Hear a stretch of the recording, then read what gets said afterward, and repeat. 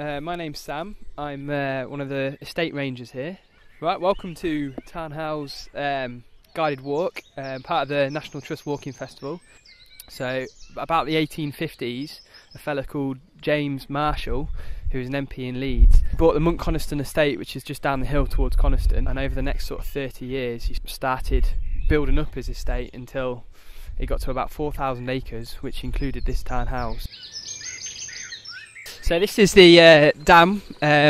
We haven't got any records which actually show when it was built, but we think it was about 1860s. Performs the purpose of blocking Tom Gill and flooding the valley, which was all part of Marshall's plans to make it a beauty spot. And he had pretty special plans for this place in particular. So he went about planting a lot of these trees, you can see. Mix of conifers and broadleaf, so a lot of them non-natives. He put in some of the tracks as well, and he also dammed at the top of Tom Gill there, which flooded the valley basically. There were three little tarns. They're called High Tarn, Middle Tarn and Low Tarn. Before that, it was much like any other Lakeland fells. The National Trust took on the management in 1930 thanks to Beatrix Potter, who bought the Mon-Coniston estate from the Marshall family.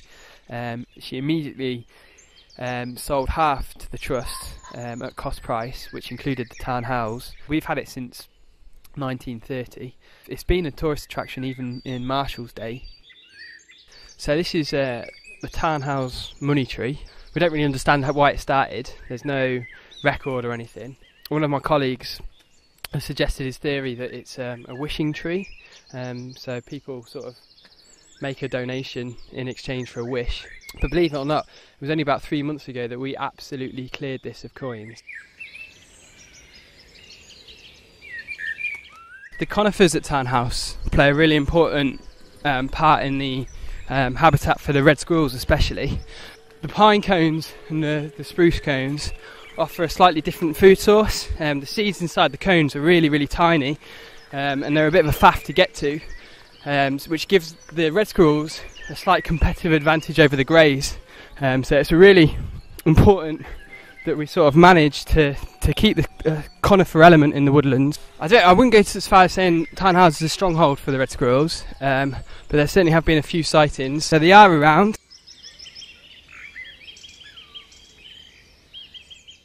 We had a big project in the 60s and 70s managing the footpaths, and this was really sort of the forefront of managing for people in a natural environment. The big job they did was that they picked a circular route around the tarn, and they surfaced it well and drained it and made it into a really well managed footpath.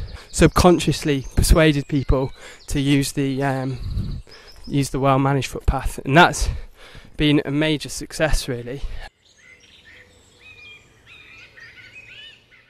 As you can see on the islands, he planted quite a nice mixture, but it also included rhododendron, which has been quite a big problem recently. The big problem with rhododendron is it carries phytophthora, which doesn't kill rhododendron but has a really bad effect on larch. We're having to remove a lot of it because it overcrowds all the native flora. We've had a couple of big projects of removing the islands especially, which were totally covered in rhododendron, and that was carried out by volunteers. We couldn't do a lot of what we've done around here without volunteers, so their help has been really, really useful.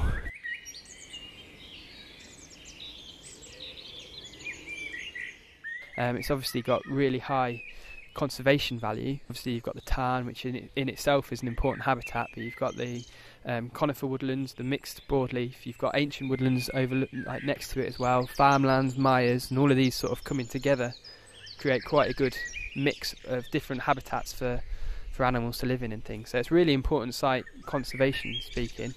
And we also want to enhance and keep James Marshall's ideals as well.